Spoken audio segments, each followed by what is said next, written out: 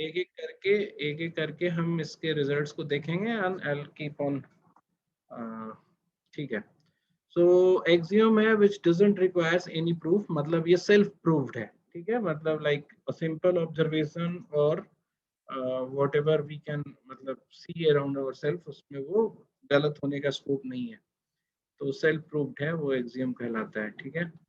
Theorem है which needs proof, या वो तभी थ्योरम होता है when it has been proved.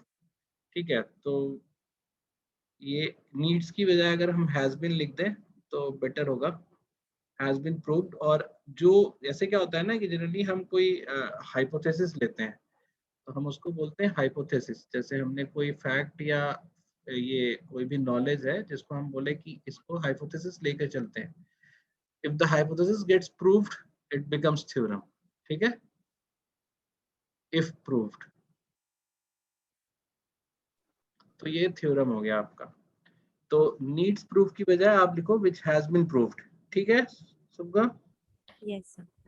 Annexure is basically extension of concepts, extension of theorem हो गया जब थ्योरम में हम कुछ और ऐड करते हैं। पॉइंट्स तुमने लिखा है, points is a geometrical structure which doesn't have any dimension, बिल्कुल ना विड्थ हो ना लेंथ हो ना ब्रेड्थ हो। लाइन है, जब हम केवल लाइन बोलते हो तो it is like infinite line, और लाइन सेगमेंट बोलते हैं जब between between the two points. रे होता है इनफाइनाइट इन वन डायरेक्शन, बिल्कुल सही है। Intersection, intersecting lines opposite, intersecting lines है ये। इस पे जो की फर्क होता है, मतलब हमने बोला है कि अपोजिट एंगल्स, हमने पहले एंगल डिफाइन किया कि जैसे लाइंस जो इंटरसेक्ट करता है वो अलग अलग तरीके से कर सकता है। जैसे ये वाला इंटरेक्शन और ये वाले इंटरेक्शन में फर्क है। क्यों फर्क है? Because the angle which is being created here and here are two different angles. तो अब दो बात आती है कि हाउ टू मेजर इट।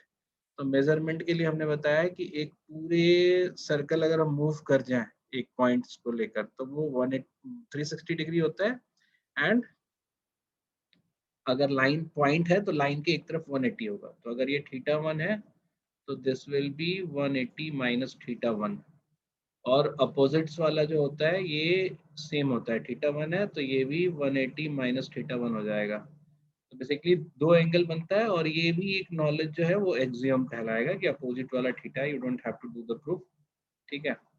उसके बाद और मतलब प्रूफ भी किया जा सकता है, ऐसा कुछ नहीं है। जब जब ये θ1 है तो ये 180 माइनस θ1 है, तो अब फिर इसको घटाएंगे अगर 180 में से तो अपने आप θ1 बचेगा। तो ये प्रूफ नहीं है बट बेसिकली हाँ ऑब्जर्वेशन बेस्ड ही है। तो सिमिलरली तो ये भी 180 माइनस θ2 हो जाएगा, फिर इसको 180 में से सब्सट्रैक्ट करेंगे तो θ2 बचेगा, फिर 180 माइनस θ2 हो जाएगा।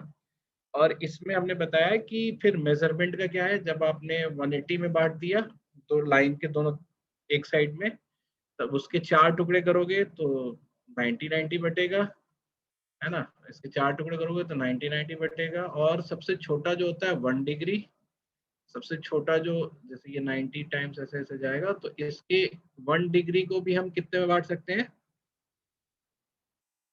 फिर उसको बोलते हैं 60 मिनट्स। 1 बार अगर हम ऊपर लगाए थे तो 60 मिनट्स होता है, और 1 मिनट को हम फिर से बांट सकते हैं 60 सेकेंड्स। ये है कि नहीं उसमें लेक्चर में? है सर। मिनट और सेकेंड्स वाला है ना कहीं ना कहीं। Yes sir. तो अगर कभी आप ऐसे लिखे जाओ 23.5 डिग्री, तो इसको आप कैसे लिख सकते हो, 23 डिग्री एंड 30 मिनट्स, है ना। ये सही है, समझ में आ रहा है तुम लोगों को? Yes sir. Yes sir. तो कभी उल्टा पूछता है तुमसे कि जैसे मान लो अगर मैंने तुमसे पूछा कि 12 डिग्री 45 मिनट 30 सेकेंड, इसको डिग्री में बताओ। तो पहले हम क्या करेंगे, 12 डिग्री है प्लस 40 मिनट का मतलब क्या हो गया, 3/4 डिग्री हो जाएगा, ना। 45 जैसे 45 मिनट्स जो है 60 मिनट्स का होता है 1 डिग्री, तो 45 मिनट्स का कितना होगा, बोलो। 45/60 डिग्री, हाँ 3/4 होगा। और 1 मिनट जो हो गया बेसिकली, सॉरी 30 सेकेंड्स हो गया half degree, sorry half minute. 30 second is basically half minute और half minute is basically half by 60 degree. ये 1/180 डिग्री हो गया। ऐसा पूछेगा नहीं, बट हाँ ये तुम कन्वर्ट कर सकते हो इजिली। ठीक है, तो इसको फिर ऐड कर देंगे तो हमें ये वाला जो एंगल है वो तुम्हें डिग्री में मिल जाएगा। ऐसा कभी मतलब पूछने की चांस कम है, लेकिन हाँ कभी पूछा तो कोई दिक्कत नहीं होनी चाहिए, आपको आता ही है बनाने में, है ना। और कभी कभी बहुत जनरली भी तुमसे पूछ सकता है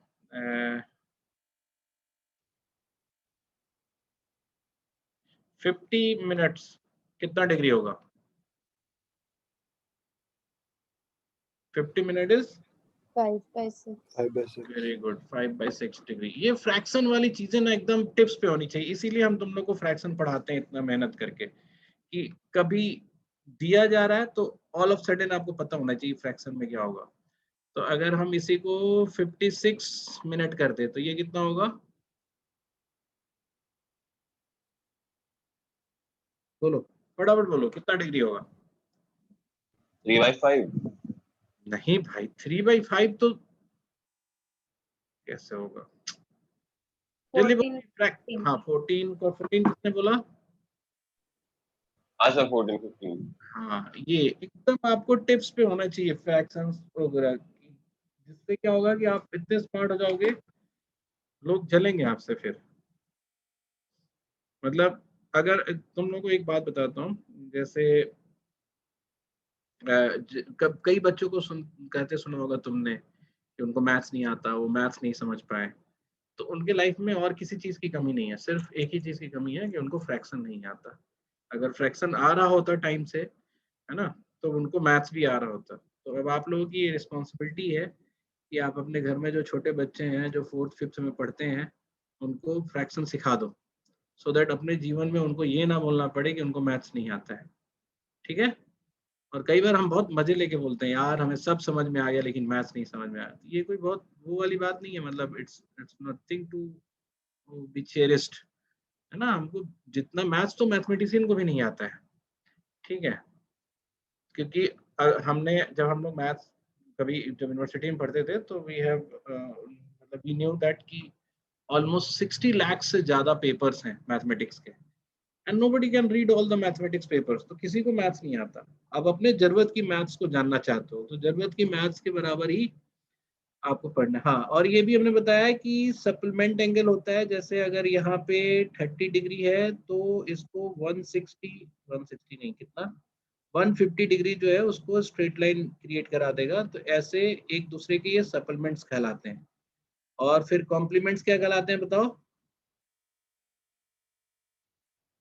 अगर इसी के साथ कॉम्प्लीमेंट्स को भी अगर लिखा जाए तो कॉम्प्लीमेंट्स जब 90 डिग्री को रीच करते हैं, जैसे अगर यहाँ 20 डिग्री है तो ये इसका कॉम्प्लीमेंट 70 डिग्री होगा, और ये दोनों एंगल आपस में क्या कहलाएंगे, बोलो Complementary. बोल दो भाई किसी का। Complementary. कॉम्प्लीमेंट्री एंगल्स होंगे ये दोनों मिलके, और एक दूसरे का कॉम्प्लीमेंट तब कहलाता है जब वो उसको 90 डिग्री पे पहुंचाता है। ठीक है। सो बेसिकली जो लोग नए हैं उनको बता दें, हम रिव्यू कर रहे हैं किसी एक के नोट का, और we can do review of yours also जब भी आपको जरूरत पड़ेगी। ठीक है। और अभी क्या है कि एक एक एंगल का एक और मेजरमेंट होता है जिसको हम रेडियन बेस्ड मेजरमेंट बोलते हैं। ठीक है। तो रेडियन बेस्ड मेजरमेंट क्या होगा, आप यहाँ पे देख रहे होगे कि हमने बेसिकली क्या किया कि एक सर्कल का पे जो एंगल बनता है, मतलब एक पॉइंट से चारों तरफ ये जो पूरा एंगल बनता है, इसको हम 360 ऐसे बोलते थे डिग्री के लिए, इसको हम बोलेंगे 2 पाई रेडियन। तो बाकी तो यूनिटरी सिस्टम से यू कैन कैलकुलेट एनीथिंग, है ना। 2 पाई रेडियन कैसे निकाल सकते हैं, जैसे अगर मान लो कि अगर मैं तुमसे बोलूं कि 360 डिग्री जो है इज 2 पाई रेडियन, तो 1 डिग्री इज इक्वल टू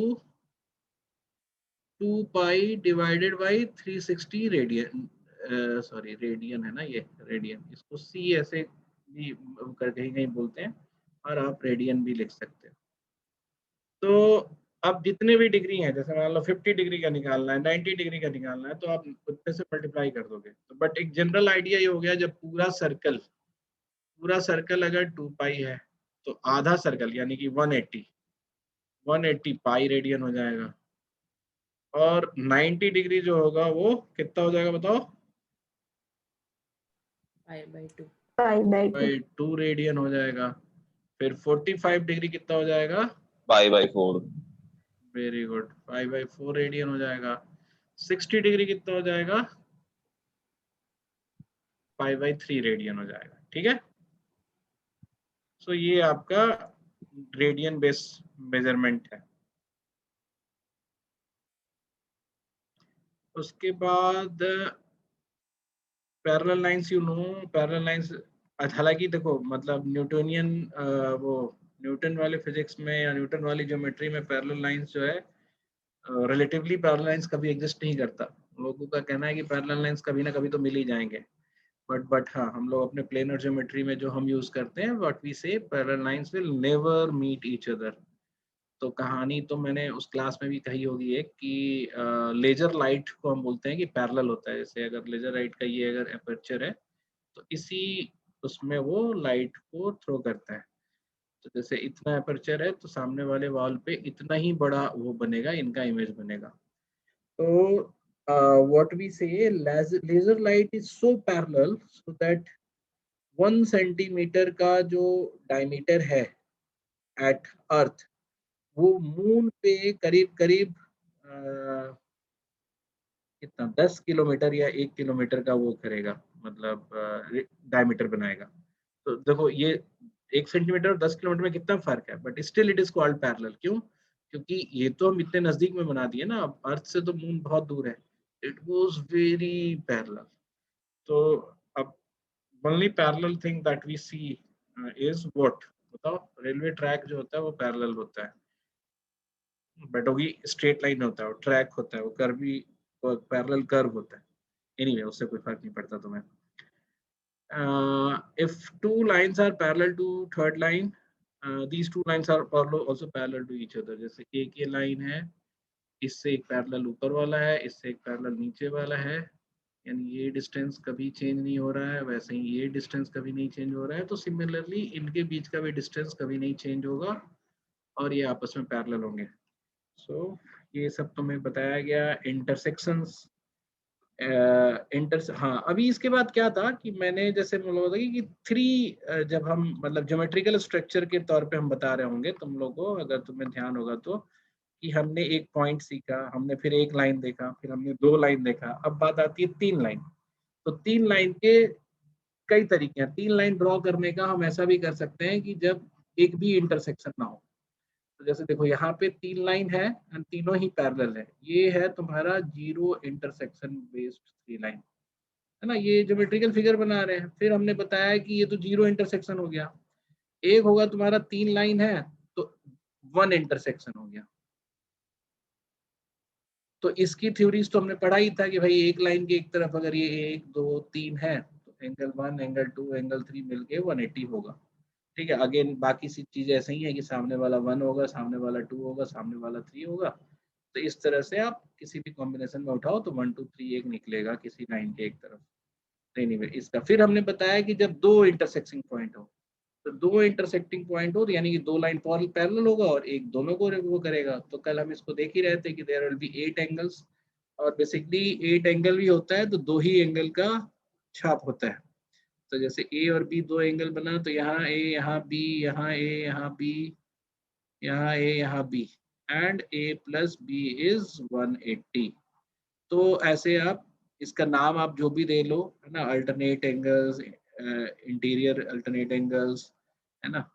हाँ, तो ऐसे करके कई सारे नाम दिए जाते हैं, बट बेसिकली तुम्हें पता होना चाहिए कि कौन कौन सा सेम होगा, that you can easily visualise. तो आप जैसे ही ऐसा एक फिगर देखोगे तो यू विल अंडरस्टैंड।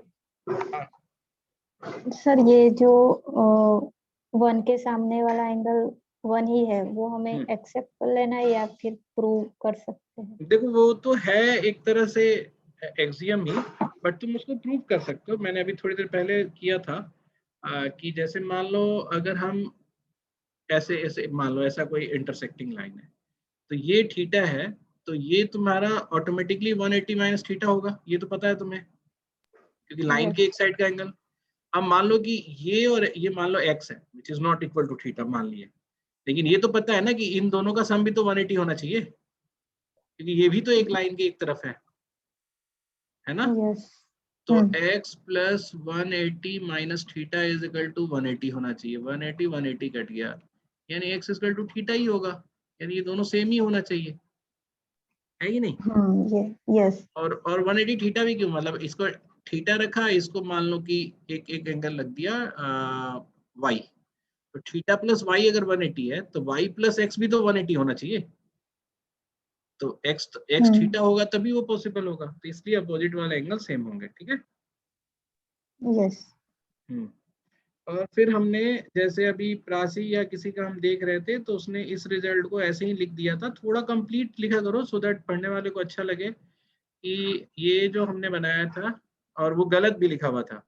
जैसे यहाँ पे हमारा मान लो कि ये एक एंगल है और ये एक एंगल है, इसका मिड मतलब इंटरसेक्टर और इसका इक्वल इंटरसेक्टर जो है मतलब इक्वल डिवाइड करने वाला, यानी कि ये एंगल इक्वल है इस एंगल के और ये एंगल इक्वल है इस एंगल के, तो ये वाला 90 ही होगा।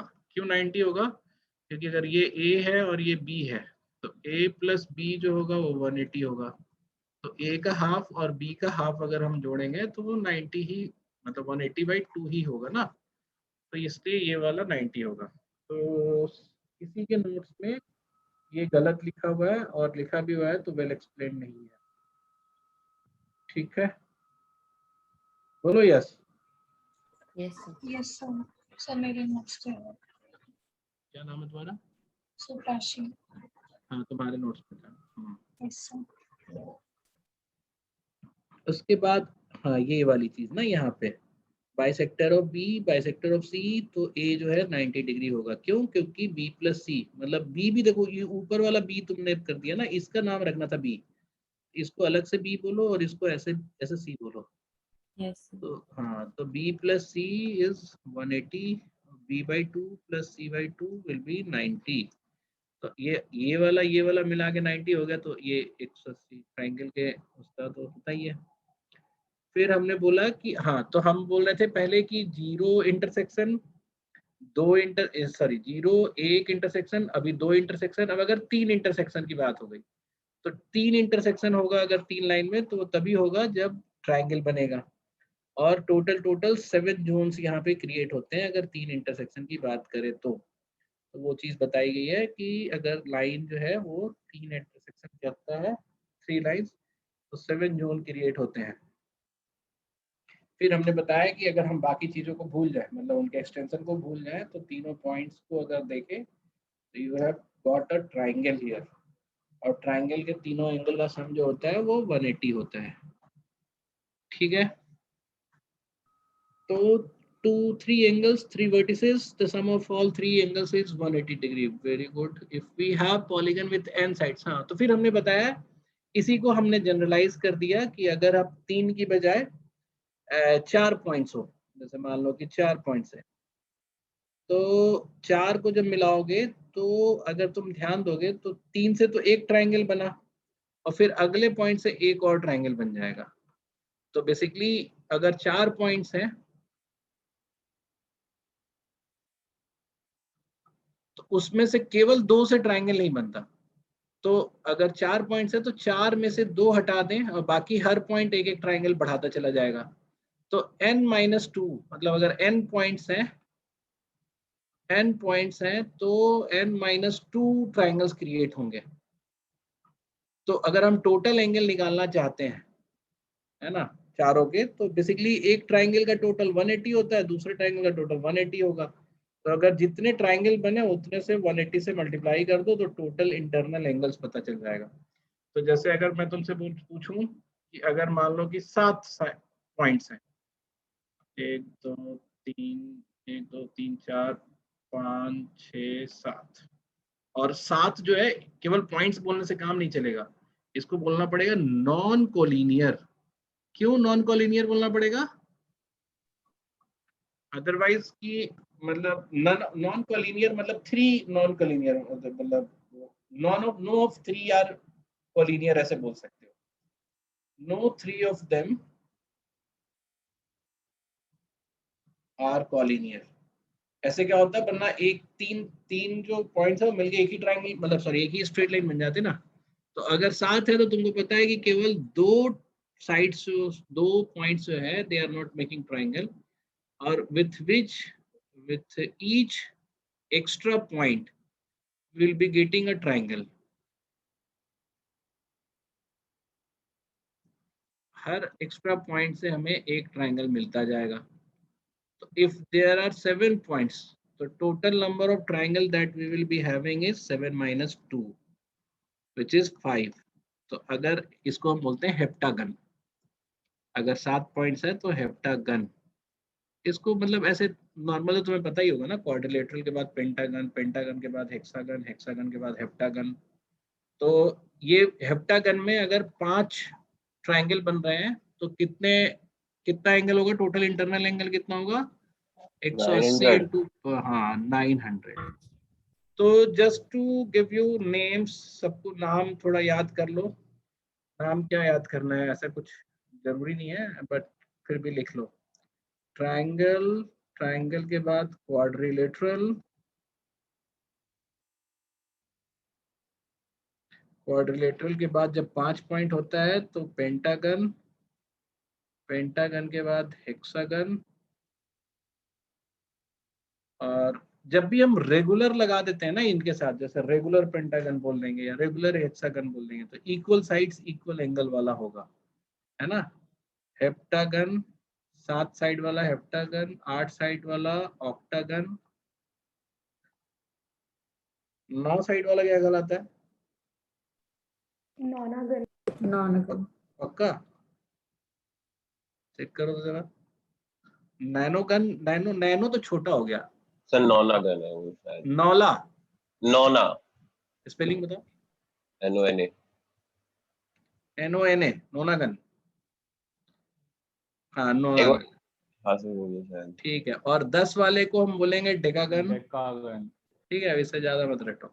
और जब भी हम कभी रेगुलर बोल दें, जैसे अगर हमने बोल दिया रेगुलर हेक्सागन, तो रेगुलर हेक्सागन का मतलब हो गया कि सारे साइड्स और सारे एंगल्स जो है वो सेम होंगे, मतलब इक्वल होंगे। तो ये सारे साइड्स और सारे एंगल्स सेम होंगे। रेगुलर पेंटागन का मतलब सारा वो जो है ये सब एंगल्स भी सेम होगा। तो when we add regular to it, it represent, तो अगर रेगुलर ट्रायंगल तो हम बोलते नहीं है, रेगुलर ट्रायंगल को हम क्या बोलते हैं बताओ। If any triangle is regular, मतलब all sides are equal, all angles are equal, तो क्या बोलते हैं, equilateral triangle. Very good, equilateral triangle. और अगर रेगुलर क्वाड्रिलेटरल है तो क्या बोलेंगे, स्क्वायर। वेरी गुड, बहुत समझदार हो तुम लोग। तो ये हो गया कि पॉलीगन का इंटरनल एंगल निकालने के लिए हम, तो अगर जैसे मान लो कि तुमसे बोला कि रेगुलर हेक्सागन का ईच एंगल बताओ, तो पहले तो हेक्सागन मतलब 6, ठीक है, हेक्सागन मतलब 6, उसके बाद 6 में से 2 हटा देंगे तो 4 ट्रायंगल क्रिएट होगा। 4 ट्रायंगल का मतलब 4 इंटू 180 इज इक्वल टू कितना, 720 टोटल इंटरनल एंगल होगा। लेकिन अगर तुम्हें ईच एंगल की वैल्यू निकालनी है तो 720/6 कर देंगे, तो 120 डिग्री हो जाएगा। तो हर एंगल का वैल्यू 120 डिग्री हो जाएगा। तो ऐसे करके आप निकाल सकते हो, ठीक है। उसके बाद आता है, हाँ ये वाला बहुत बेसिक सा थ्योरम है, लेकिन अक्सर यूज हो जाता है और अक्सर इसके काम आ जाते हैं। आपको पता ही है कि अगर 3 एंगल है, θ1, θ2, θ3, तो आपको पता है कि θ2 प्लस θ1 प्लस θ3, ये तीनों एंगल मिलके 180 बनाता है। और आपको ये भी पता है कि अगर यहाँ बाहर में एक्सटर्नल टू थीटा, ऐसा लिख देते हैं, एक्सटर्नल ऑफ θ2, तो θ2 प्लस एक्सटर्नल ऑफ θ2, ये दोनों मिलकर भी 180 बनाएगा क्योंकि एक लाइन पे है। तो ये दोनों बराबर होगा। तो ये जो एक्सटर्नल है वो बेसिकली θ1 प्लस θ3 के बराबर होगा, विच इज मतलब कि अगर किसी भी एंगल का जो एक्सटर्नल एंगल है ट्रायंगल में, वो बाकी के 2 एंगल के सम के बराबर होता है। सिंपल, ये समझ में आ गया तुम लोगों को? Yes sir. बोलो। Yes, sir. ओके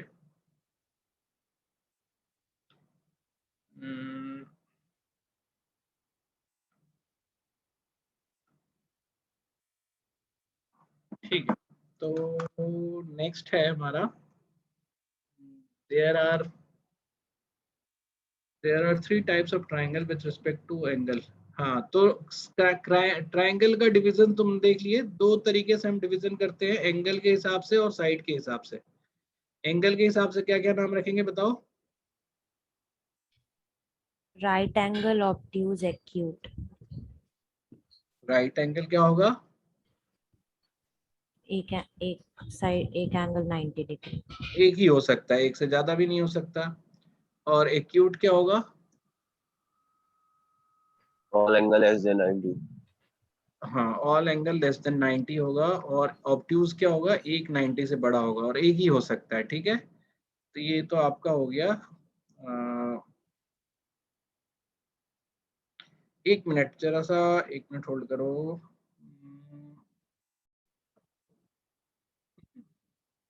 तो उसके बाद हम क्या बात कर रहे थे, जब आपने उसके लिए डिवीजन कर लिया मतलब ट्रायंगल्स का, कहाँ चले गए? साइड वाइज डिवीजन कर लिया। अब एंगल नहीं, सॉरी, एंगल वाइज डिवीजन कर लिया। साइड वाइज डिवीजन क्या होगा?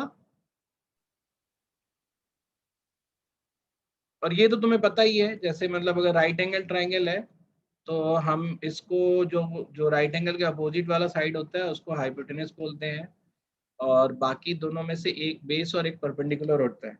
तो ऐसा जैसे तुम पूछ सकते हो, अगर कभी कोई क्वेश्चन पूछे कि सर ये तो हो गया हमारा hypotenuse, so can we tell ये बेस है तो ये परपेंडिकुलर है। पर सेम ट्राइंगल में अगर ये बेस होता तो ये परपेंडिकुलर हो जाता। तो हाउ कैन वी डिफाइन कि कौन सा बेस और कौन सा परपेंडिकुलर होगा? बताओ तो जरा सा। सर जिस पे गिर रहा है, मतलब परपेंडिकुलर से बेस पे गिरता है सर। नहीं, देखो हमेशा सर क्या हम एक करते हैं, एंगल के रिस्पेक्ट पे देख रहे हाँ होते हैं, हमेशा एक एंगल के रिस्पेक्ट में उसका बोलते हैं। अपोजिट वाला परपेंडिकुलर होता है। एग्जैक्टली जैसे अगर हम इस थीटा, जैसे ये तो 90 ही है, अगर हम इस थीटा को थीटा 1 कर देते हैं और यहाँ पे थीटा 2 कर देते हैं, so if we are talking in reference with theta 1 in reference to theta 1, अगर ए बी सी है तो थीटा 1 के रेफरेंस में थीटा के सामने वाला यानी ए बी इज परपेंडिकुलर, और इधर में थीटा के साथ वाला adjacent to the theta is B C which is base. ठीक है, ये तुम कर सकते हो, आप समझ सकते हो। Yes sir. बोलो फटाफट बोला करो। सर एक बार दोबारा एक्सप्लेन करेंगे? आपको बेस या परपेंडिकुलर को डिफाइन करने के लिए कि which of these two side will act as base और एक्ट एज परपेंडिकुलर, आप थीटा के रेफरेंस में बात करते हो। So if you are talking in reference of theta 2, अगर थीटा 2 को रेफरेंस लेते हैं तो थीटा 2 के अपोजिट वाला साइड विच इज BC, यहाँ पे BC जो है वो परपेंडिकुलर की तरह एक्ट करेगा।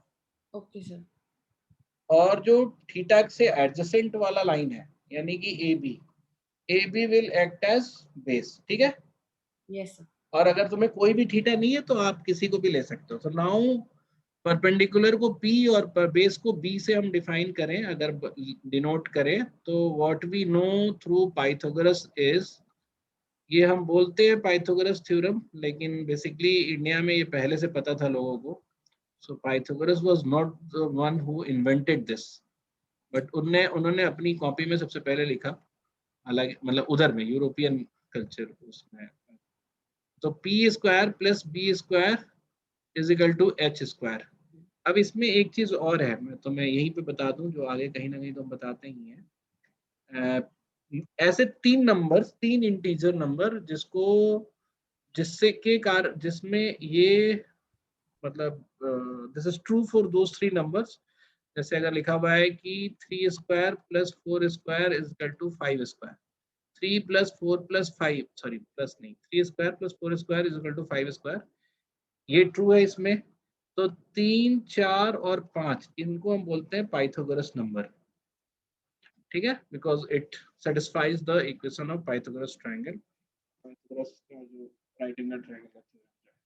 तो इसका कोई भी मल्टीपल लोगे ना तो वो भी अपने आप में ही पाइथागोरस होगा। जैसे अगर मान लो कि इसका 6 ले लिया, इसका 8 ले लिया, इसका 10 कर दिया, तो यू कैन जस्ट चेक, ये भी पाइथागोरस ट्रायंगल क्रिएट करेगा इंटीजर में, ठीक है। तो एक तो ये चीज है कि कभी पाइथागोरस जो है ना वो किसी भी ऑड नंबर से, चलो ये तो अभी बाद में बता देंगे, तो मैं अभी मेजर याद रखने की जरूरत है कि इनसे इनके सारे मल्टीपल्स जो होते हैं वो पाइथागोरस ट्रिपलेट बनाते हैं। तो हम तुम्हें बेसिक वाला सारा बता देते हैं। 3, 4, 5 इसका सारा मल्टीपल, 5, 12, 13 इसका सारा मल्टीपल, ठीक है। ये बेसिक पाइथागोरस ट्रिपलेट है। तुम जनरली देखोगे ना तुम्हारे क्वेश्चंस इसी के मल्टीपल में होते हैं। तो कभी एक ट्रायंगल में ऐसे दिया हुआ है, मान लो कि ऐसे दिया हुआ है 10, ये 24, तो ये वाला ऑटोमेटिकली क्या हो जाएगा बताओ? 25, है 26। 26। yes. अगर सबका डबल ले रहे हैं तो इसका भी डबल होगा ना। तो यू कैन जस्ट टेल, आपको वो नहीं करना पड़ेगा, आपको वो क्या बोलते हैं ऐसे करके 10 का स्क्वायर 24 का स्क्वायर करके और रूट निकाल के ऐसे 13 पे आने की जरूरत नहीं है। तो मेनली इंटीजर्स जो है ये और इसके क्या मल्टीपल होंगे। उसके बाद जो 7 वाला यूज होता है वो अलग होता है, तो उसको छोड़ दो, ठीक है। इसी के मल्टीपल्स को ध्यान रखना कि ये दोनों के मल्टीपल्स जो है पाइथागोरस ट्रिपलेट बनाएंगे। उसके बाद है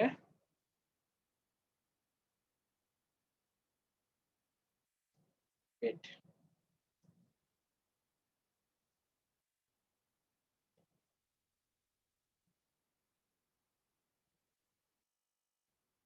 सात वाला भी ध्यान रख सकते हो, 7, 24, 25 ऐसा ये बनेगा शायद। चेक करो तो कोई 7 स्क्वायर कितना होता है? 49 49। 24 का स्क्वायर कितना होगा? 576 576। ये दोनों को ऐड करेंगे तो कितना होगा? 625। हाँ, तो ये 25 का स्क्वायर है, ठीक है। तो ये इनके मल्टीपल्स भी पाइथागोरस ट्रिपलेट होंगे, ठीक है। तो 3, 4, 5, 5, 12, 13 और 7, 24, 25, ठीक है। ये सेट्स और इनके कोई भी मल्टीपल आगे भी मिल सकते हैं, जैसे 9 वाले में भी मिल सकते हैं, बट उतना नहीं तुम्हें रटने की जरूरत है और ये भी याद करने की जरूरत नहीं है। बट ये और इनके मल्टीपल्स पाइथागोरस ट्रिपलेट होंगे। और तुमको एक चीज और बता दे लगे हाथ, ये इतना तो इम्पोर्टेंट नहीं है यहाँ पे, बट मैथमेटिकली ये रिजल्ट बहुत इंपॉर्टेंट है because there is no proof of it.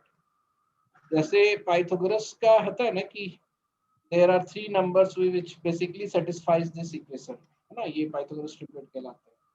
तो there is no numbers which basically satisfies this equation, मतलब 2 का क्यूब जो है तीसरे नंबर के क्यूब के बराबर हो, ऐसा कभी नहीं होता, इट नेवर हैपेंस, ठीक है। बोलो यस सर। हाँ ना, कुछ तो बोला करो हमसे। सर ऐसा किसी भी सिचुएशन में नहीं हो सकता। नहीं, ये नहीं होता, इसका कोई प्रूफ भी नहीं है, समझे। तो मुझे इसलिए याद आ गया, ये इंटरेस्टिंग फैक्ट है कि एक ना वो होता था कोर्ट में, एक क्लर्क होता था या जो भी अप्रेंटिस जो भी, तो he was interested in mathematics also. उसने एक दो बड़े बड़े थ्योरम को भी प्रूव किए थे। तो उसके जब कागज मिले ना, जब उसके पेपर्स मिले जब उसमें, तो उसमें एक जगह पेपर्स के नीचे लिखा था कि like Pythagoras there are no 3 number which satisfy this. और उसके बाद लिखा था कि the proof of this is very easy just because I don't have place now, मतलब कागज नहीं है। पहले कागज भी आज की तरह नहीं है ना कि जहां तहां कागज फेंका हुआ मिले तो हम कहीं भी उठा के लिख दें, मतलब बहुत मेहनत से कागज बनता था, बहुत कॉस्टली होता था। तो उसने लिख दिया कि अभी कागज नहीं है, जगह नहीं है, तो हम इसका प्रूफ नहीं लिख रहे हैं। और फिर वो मर गया और वो आज तक प्रूफ नहीं मिला हमें। बताओ, अब अच्छा लगा तुम्हें कहानी? बहुत Yes, अच्छी sir. कहानी। तो किसी दिन तुम्हें मैथ्स वाली कहानी से बताऊंगा एक आध अच्छे इंटरेस्टिंग। आज बस यही। तो ये हो गया हमारा पाइथागोरस पे बात हो गई। अच्छा, एक चीज ये भी है, अगर कोई ट्रायंगल है ये मतलब एक जनरल अंडरस्टैंडिंग वाली बात है, तुम्हें बता रहे हैं, नहीं भी याद रखोगे तो चलेगा। जैसे मान लो कि तुम्हें ये भी पता होना चाहिए कि जैसे ट्राइंगल्स का जो 2 साइड है उसका सम जो है वो तीसरे साइड से बड़ा ही होना चाहिए। तो एक हम कैट की क्लास में अलग तरीके से बताएंगे, बट अभी तुम्हें अलग से बता रहे हैं। ये ऐसे भी तुम्हें दिख रहा है, जैसे मान लो ए बी सी है, तो ये बट ऑब्वियस है कि ए सी जो है वो ऑफ कोर्स छोटा होगा A B plus B C से, है ना। ये बोलते हैं ना कि यहाँ सीधे जा रहे हैं, यहाँ घूम के जा रहे हैं, तो ऑफ कोर्स छोटा होगा। तो छोटा भी अगर लो, ऐसे भी लेते बी, तब भी तुम्हारा A B plus B C से छोटा होता। तो 2 साइड्स का सम जो है तीसरे साइड से बड़ा ही होता है, ठीक है। और सिमिलरली 2 साइड का डिफरेंस जो है वो तीसरे साइड से छोटा होता है सर। हाँ, तीसरे साइड से छोटा होता है, क्योंकि डिफरेंस अगर देखोगे तो जैसे मान लो कि अगर हम यहाँ पे ए बी की बात करें तो ए सी और बी सी का डिफरेंस है, तो हमें इसको तो यहाँ पे गिराना पड़ेगा, और ये जो डिफरेंस आएगा ऑफ कोर्स इससे तो ये बड़ा ही होगा। तो ये हो गया। दूसरी चीज क्या है कि अगर मान लो कि कोई एक सेट दिया हुआ है नंबर का, जैसे मान लो मैंने बोला 5 4 7 एंड 9, तो इससे ट्रायंगल बनेगा, बताओ तो। अगर हमें चेक करना हो कि इससे ट्रायंगल बनेगा कि नहीं बनेगा, तो कैसे चेक करेंगे? वही चेक करेंगे, अगर हमें 2 साइड का सम तीसरे से बड़ा है तो, और दोनों का डिफरेंस जो है वो तीसरे से छोटा है, तो ये ट्रायंगल बनेगा। ऐसा है इसमें, यस है ना, पक्का है ना? Yes yes. आपको चेक भी करना था तो किससे करना था? बस यही दोनों चेक करना था कि 4 + 7 जो है वो बड़ा है 9 से। डिफरेंस में भी आपको छोटे वाले से ही चेक करना, तो 9 - 7 का जो डिफरेंस है वो छोटा है 4 से, तो बाकी सब तो सेटिस्फाई कर ही रहा है ना, बाकी पेयर्स। तो this will create a triangle. अब तुम ये देखो, जैसे अगर मान लो कि 4 का स्क्वायर होता, सर सिर्फ छोटा होना चाहिए या फिर इक्वल भी हो सकता है? नहीं नहीं, छोटा ही होना चाहिए, इक्वल से जैसे नहीं होगा। एक 1 2 3 आप एक बार चेक करना। हाँ, 1 2 3 जो है ये नहीं बनाता है कोई ट्रायंगल। ठीक है sir. You cannot create a triangle, क्योंकि 1 + 2 जो है वो 3 के बराबर हो गया, है ना। ठीक है। तो अब ये कैसे बनेगा? जैसे अगर हम 1 लेंगे और फिर एक 2 लेंगे, तो अब 3 करने के लिए आपको एक ही लाइन पे रखना पड़ेगा, थोड़ा भी नहीं उठा सकते। थोड़ा भी अगर उठा देते तो ये तीसरी वाली लाइन जो है 3 से छोटी हो जाती। तो ओके। मैं ये बोल रहा था कि चेक करने के लिए बस यही चेक कर लेना है कि दो का सम तीसरे से बड़ा हो, और एक बार बड़ा चेक हो गया मतलब ये वैलिड ट्रायंगल है। और वैलिड ट्रायंगल है, उसके बाद एक चीज और है कि अगर 4 स्क्वायर + 7 स्क्वायर और 9 स्क्वायर, इसका कंपेयर करो। जैसे 4 स्क्वायर कितना होता है बताओ? 16 16। 7 का स्क्वायर कितना होगा? 49 49 49। और 9 का स्क्वायर कितना होता है? 81 81। तो ये दोनों जोड़ के 81 से छोटा है कि बड़ा है? छोटा है। छोटा छोटा है ना। तो अगर ये छोटा है ना, 2 छोटे वाले का स्क्वायर जो है तीसरे वाले के स्क्वायर से छोटा है, तो ये तुम्हारा एक्यूट एंगल बनाएगा, एक्यूट एंगल ट्रायंगल बनाएगा। ऑल्दो ये छोड़ दो तुम अभी, ठीक है, इस पे हम बाद में बात करेंगे, not for you right now. ये पूछ समझता भी नहीं है, तुम लोगों को ज्यादा प्रेशर लेने की जरूरत नहीं है। तो ऑब्ट्यूज एंगल तुम समझ ही गए, all the angles are less than 90, ये भी समझ गए। साइड्स में तुमने बोल दिया कि हाँ, ये तुम्हें पता होना चाहिए कि भाई अगर अगर मान लो कि 3 ट्रायंगल है, मतलब सॉरी एक ट्रायंगल है, तो जो छोटे वाले साइड के सामने का एंगल सबसे छोटा, उसके बाद वाले साइड का सामने का एंगल उससे बड़ा, और सबसे बड़े वाले साइड के ट्रायंगल के सामने का, सॉरी साइड्स के सामने का एंगल सबसे बड़ा होगा। तो larger the side larger the angle, but ये प्रोपोर्शनल नहीं है, ये याद रखना। जैसे अगर मैं तुमसे बोलूं कि there is a triangle with side 3 4 6, तो अगर इसके सामने का थीटा है तो इसके सामने का 2 थीटा नहीं होगा, बड़ा होगा, थीटा से बड़ा होगा, बट डबल नहीं होगा। जैसे साइड डबल है तो डबल नहीं होगा। तो ये जो आपको लिखा गया है कि larger the side greater the angle but not proportional, इसका मतलब समझ गया तुम लोग क्या हुआ? Why I have written this? Yes sir. Very sir good. लेकिन हम इसको ऐसे नहीं बोलेंगे, larger the opposite side greater the angle. हाँ वही वो तो लिखने की कमी थी।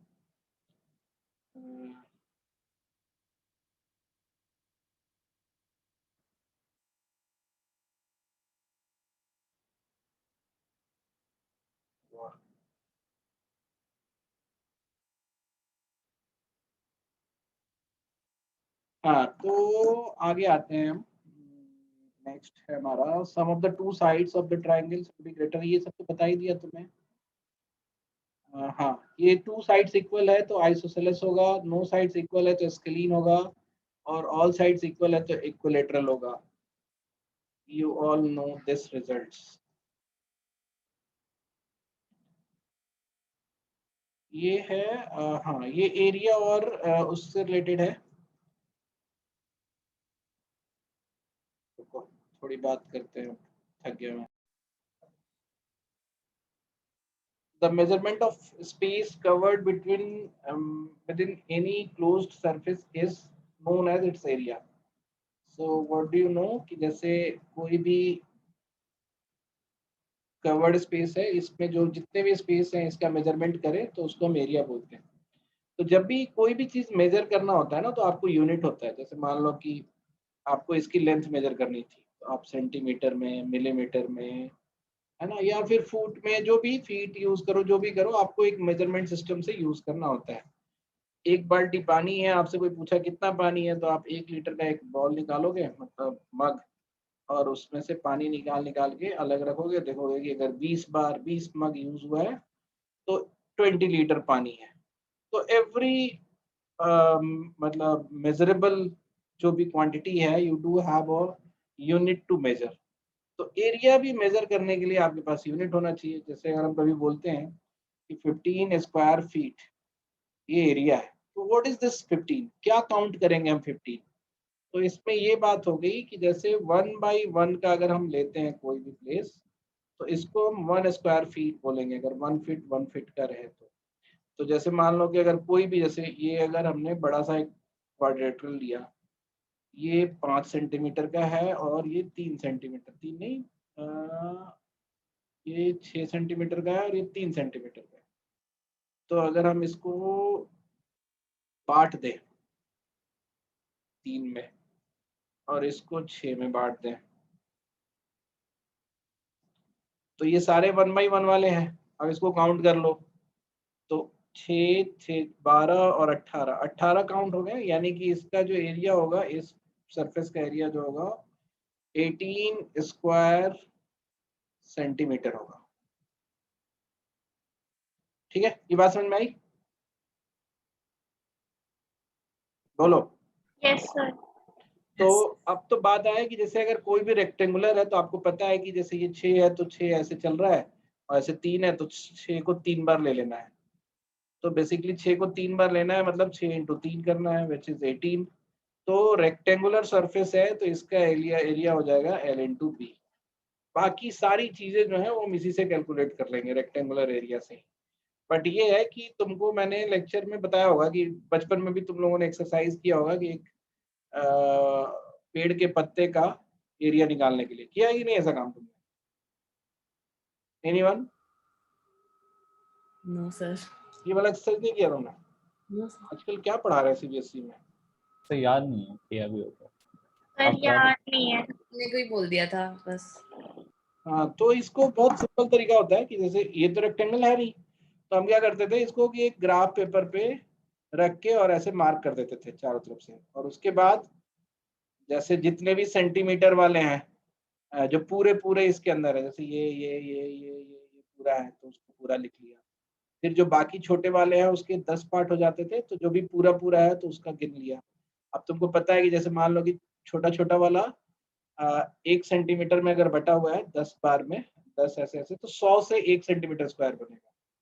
6 पूरे हैं तो 6 सेंटीमीटर स्क्वायर। और मान लो कि अगर 865 पूरे हैं छोटे वाले, तो 800 से 8 और बन जाएगा, तो 6 + 8 हो गया।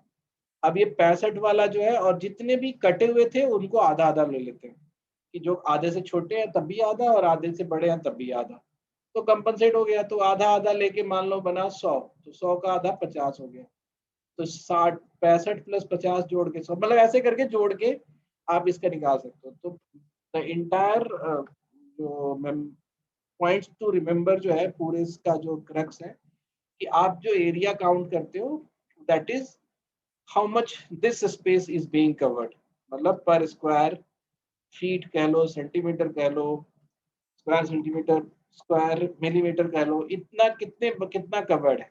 तो रेक्टेंगल का तो ये आसान हो गया, जब भी कोई रेक्टेंगुलर सरफेस है आपको पता है कि L टाइम्स ब्रेड्थ, ये आपका एरिया होगा।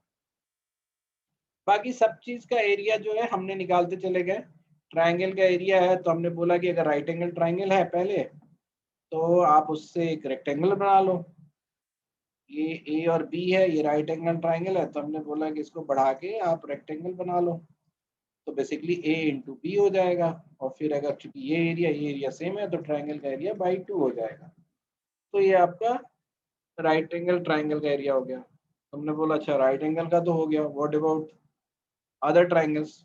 हमने बोला कि ठीक है, तो हम इसको ऐसे कर लेते हैं कि ए बी सी है, तो बेस इसको लेके ये हाइट हमने निकाल लिया, मतलब अगर हाइट दिया है तो हाइट दिया है तो हमने इसको ऐसे मिला दिया, तो ये इसके बराबर है, ये इसके बराबर है, तो पूरे रेक्टेंगल का जो एरिया होगा, ये अगर h है तो ये भी h होगा, b इंटू एच होगा, और फिर उसका ये बराबर है इसके, ये बराबर इसके, तो ये दोनों मिलके दोनों के बराबर होगा, और रेक्टेंगल आधा आधा बढ़ चुका है, तो बी एच बाई 2, तो उसी को हम half into B into H बोलते हैं। ठीक है, कोई कंफ्यूजन यहाँ तक?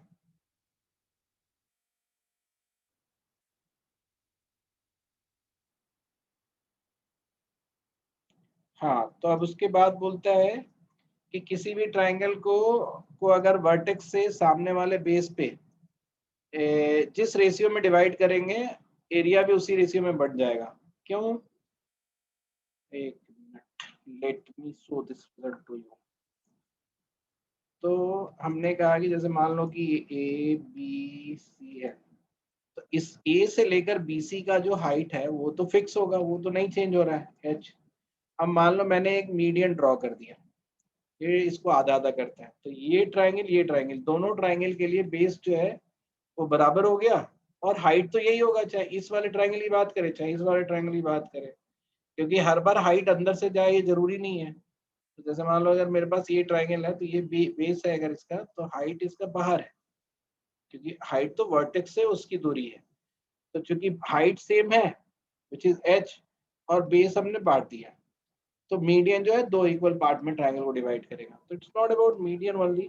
अगर हम 1:5 में करते हैं, जैसे ये 1 और ये 5, तो हेलो ये वाला ट्राइंगल का 1/5 है। हेलो बोला? हाँ सुन रहा हूँ मैं, बोलो कौन है?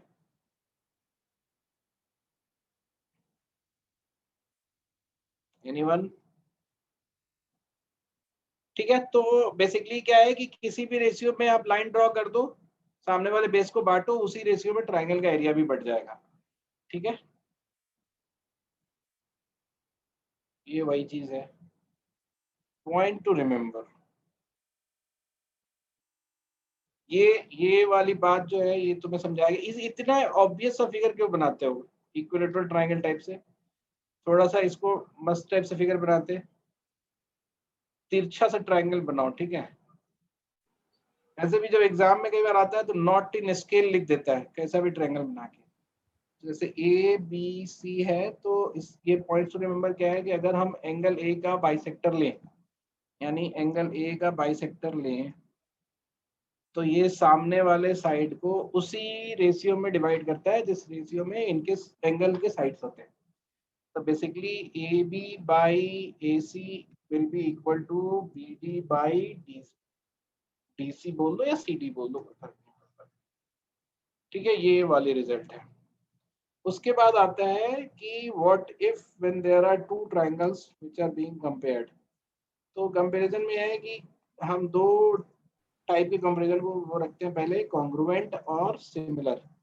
कॉन्ग्रुएंट का जो साइन है वो इक्वलिटी के ऊपर एक सेम का साइन है, और सिमिलर इज लाइक कर्व वाला। Very good, no difference like, ये सबने पढ़ लिया है? Yes sir.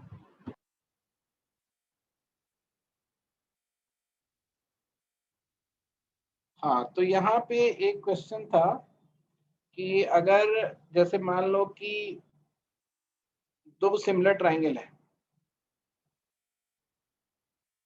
18th वाले क्लास में हमने सिमिलर ट्राइंगल पे भी बहुत बात की थी कि इसकी दो सिमिलर ट्राइंगल है तो हमेशा एक सिमिलरिटी का रेशियो होता है, which is basically ratio of any of the side, जो कि सबके लिए सेम होगा। तो इस केस में अगर सिमिलरिटी का जो रेशियो है अगर वो 1:2 है ना, जानबूझ के 1:2 ले रहा हूँ मैं, 2:5 भी ले सकता था, 2:3 भी ले सकता था, 1:2 है, तो दैट मीन्स कि एंगल के सामने वाला, जैसे अगर इसका 1 2 3 और इसमें भी 1 2 3 है, तो 3 के सामने ए बी है तो पी क्यू जो है ए बी का डबल है, एक के सामने बी सी है और एक के सामने क्यू आर है तो क्यू आर बी सी का डबल है। तो ये केवल साइड्स नहीं हो गया, जैसे अगर हम पेरीमीटर भी निकालें ना, perimeter of triangle 1 is to perimeter of triangle 2, वो भी अपने आप 1:2 हो जाएगा। ये बात समझ में आ रही है तुम लोग को? अगर तीनों साइड्स भी डबल डबल है तो तीनों का सम भी तो डबल होगा। Yes sir. Yes sir. Very good. तुम लोग बोर तो नहीं हो जाते हो तुम? नहीं सर। तो ऐसे आवाज क्यों नहीं निकलता तुम लोग? तो अब एक बात बताओ, जैसे मैंने ये बताया कि अगर साइड सेम रेशियो में है तो पेरीमीटर भी सेम रेशियो में होगा, फिर अगर तुम कोई हाइट भी डालोगे ना तो वो भी सेम रेशियो में होगा। जैसे अगर मान लो कि एक ट्राइंगल में हमने हाइट डाला ए से बी सी पे, ठीक है, तो करस्पॉन्डिंग हाइट क्या होगा, इधर में इस ट्राइंगल में पी से क्यू आर पे करस्पॉन्डिंग हाइट होगा। तो अगर इसका h1 डाले और इसका h2 बोले तो हाइट का भी रेशियो सेम होगा, करस्पॉन्डिंग हाइट्स। ये लेकिन ध्यान रखना कि ऐसा नहीं कि इधर ए से डाले और इधर क्यू से डाल दिया हाइट, करस्पॉन्डिंग हाइट्स का भी रेशियो सेम होगा। ये बात समझ में आ रही है? Yes sir. Yes sir. Very good. तो करस्पॉन्डिंग हाइट्स का रेशियो सेम होगा। तो अब सोचो कि अगर हम ट्राइंगल, पहले वाले ट्राइंगल का एरिया निकालें और इसको हम बोले बी, इसको B1 बोले और इसको B2 बोले, तो इसका वाला एरिया होगा half into B1 into H1। जरा सा होल्ड करोगे? हाँ चलो, तो कहाँ थे हम? एरिया पर सर। हाँ एरिया पे थे। मैंने म्यूट नहीं किया था, तुम लोग मेरी सारी बातें सुन रहे होगे नहीं? Yes sir. Yes sir. Yes sir. हालांकि वी प्राइडली से कि हम सबको एक ही बात बताते हैं, कुछ अलग नहीं बताते किसी को। नहीं सर, आपने मुझे नहीं बताया था, कुछ क्या भी नहीं बताया था। क्या नाम है तुम्हारा? चंचल सर, ये बहुत गलत बात है। मतलब क्या नहीं बताया था तुम्हें? सर मैंने आपको कॉल किया था, आपने मेरे को बस बोला कि हम क्लासेस लेते हैं अभी, आपने मेरे को, मैंने आपसे पूछा ही था, आपने मुझे खुद से कुछ नहीं बताया। तो हाँ, तो कहाँ पे थे हम कि, अरे कैसे हमने डिलीट कर दिया उसको, एक मिनट रुक जाओ, मैं फिर से बना देता हूँ। मैं, ये हमारा ABC था और ये PQR था। फिर हमने बोला था कि अगर आपका 1:2 का रेशियो है, सिमिलरिटी का रेशियो,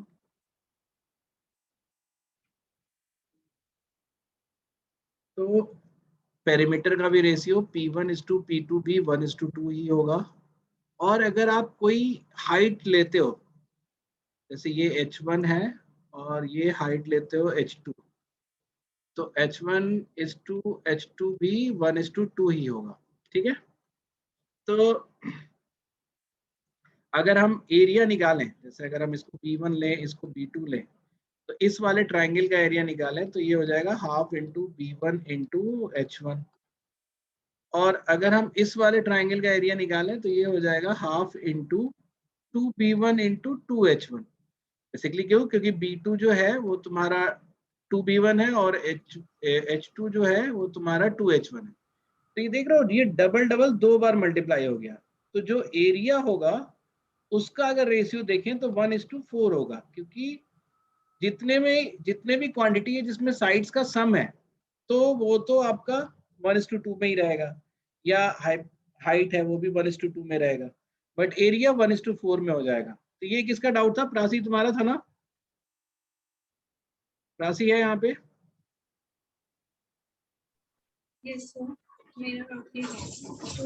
ठीक है, तो तुम्हें समझ में आ गया कि क्यों 1:9 होता है? जो 1:9 पूछा था ना तुमने, तो जैसे अगर यही सिमिलरिटी का रेशियो जो है 1:3 होगा, सिमिलरिटी का रेशियो 1:3 होता, तो अगेन अगर हम हाफ b1 इंटू h1 करते तो यहाँ पे लिखना पड़ता half into 3b1 into 3h1 h1, तो ये 1:9 का रेशियो बन जाता। तो बेसिकली जो आपका अगर 2:3 का रेशियो होता, 2:3 का रेशियो होता, तो ये कैसा हो जाता? 3/2 b1 और 3/2 h1 हो जाता। तो अगर आप इस रेशियो को देखोगे तो 4:9 का हो जाएगा।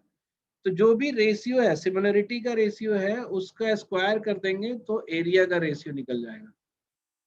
ये क्लियर है? सब क्लियर हो तुम लोग? एवरीवन?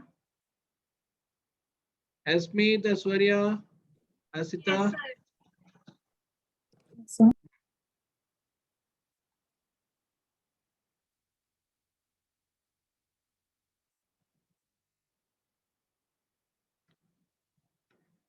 इसके बाद नेक्स्ट है हमारा, हाँ, सिमिलरिटी का कंडीशन जो है वो भी हमने बताया कि जैसे अगर आपको किसी दो ट्रायंगल में ये पता हो कि एक एंगल जो है वो सेम है और दोनों साइड्स इसका रेशियो जो है सेम है, मतलब S2 डैश S2 डैश, अगर ये डबल है, ये भी डबल है और ये सेम है, तो ये दोनों ट्रायंगल भी सिमिलर होगा। तो वो तो ऐसा है, सिमिलरिटी का तो आइडेंटिफाई करने का ऐसा है कि थोड़ा सा तुम घूरोगे ना तो खुद ही बोल देगा वो कि हम सिमिलर हैं, तो you don't have to remember the things. फिर उसके बाद हमने बोला कि सेंटर ऑफ ट्रायंगल्स, ठीक है, ये बहुत छोटी छोटी चीजें हैं जिसको तुमको बस ध्यान रखना है कि जब आप किसी भी ट्रायंगल को, प्रॉपर्टीज ऑफ ट्रायंगल में तुमने ये लिखा है क्या? सेंटर्स ऑफ ट्रायंगल है। कितने तरह के सेंटर्स होते हैं बताओ, नाम याद रखने के लिए? सर 4। कौन कौन होता है? सर एक तो incentre, circumcentre, orthocentre and centroid. Incentre हो गया, दूसरा क्या बोला तुमने? सर्कम सेंटर, सरकम सेंटर हो गया, ऑर्थो सेंटर, ऑर्थो सेंटर हो गया, लास्ट वाला बताओ। सेंट्रॉइड।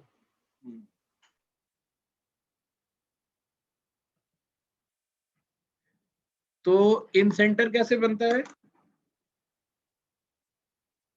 सर जहाँ पे सबके एंगल बाइसेक्टर मीट करते हैं, मतलब हर एक, जैसे ABC से जो बाइसेक्टर आएगा, जब एक कॉमन पॉइंट पे मीट करेंगे सर, उसको इन सेंटर बोलेंगे।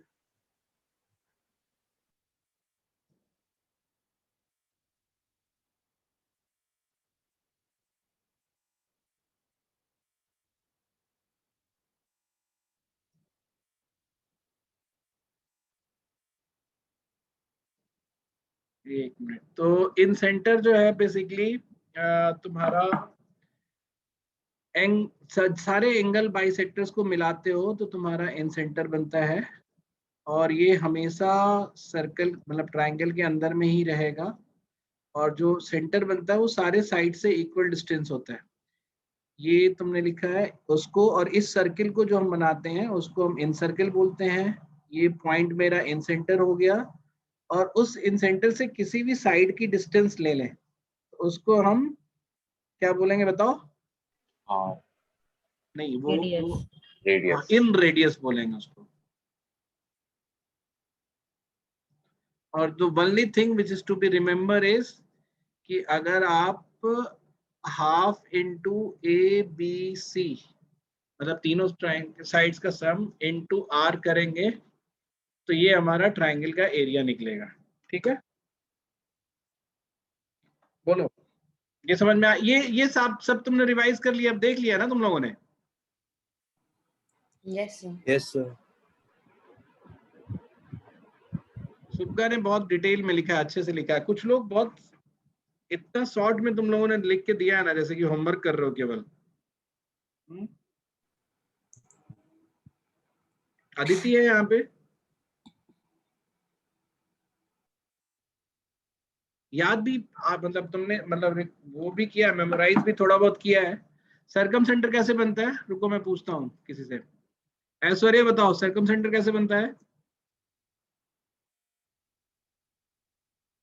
तो मैंने सारी वीडियोस नहीं देखी। अच्छा, तुमने नहीं देखा है, ठीक है। तो एक काम करते हैं, इसको हम यहाँ पे रोकते हैं, ठीक है, इस क्लास को। और क्योंकि यहाँ से थोड़ा ना अगर बिना पढ़े आप करोगे तो समझ में नहीं आएगा। इससे पहले वाले तो जो रिजल्ट्स थे वो कंपैरेटिवली इजी थे। तो इसके बाद हम नेक्स्ट क्लास जब रखेंगे तो उसमें इसको रिवाइज करेंगे, ठीक है। ओके और सर। 2 क्लास और होगी, एक ये यहाँ से लेकर सारे ट्रायंगल तक और उसके बाद एक सर्कल तक। इसमें देखो ना, इसी के और सुब्गा के नोट्स को ही रेफरेंस लेके चलेंगे। तो I just forward this to all of you. और ये पेज नंबर 9 है। तो ठीक है, तो इसमें 2 क्लासेस और लगेंगी आप लोगों को, ठीक है। तो विल डू इट लेटर।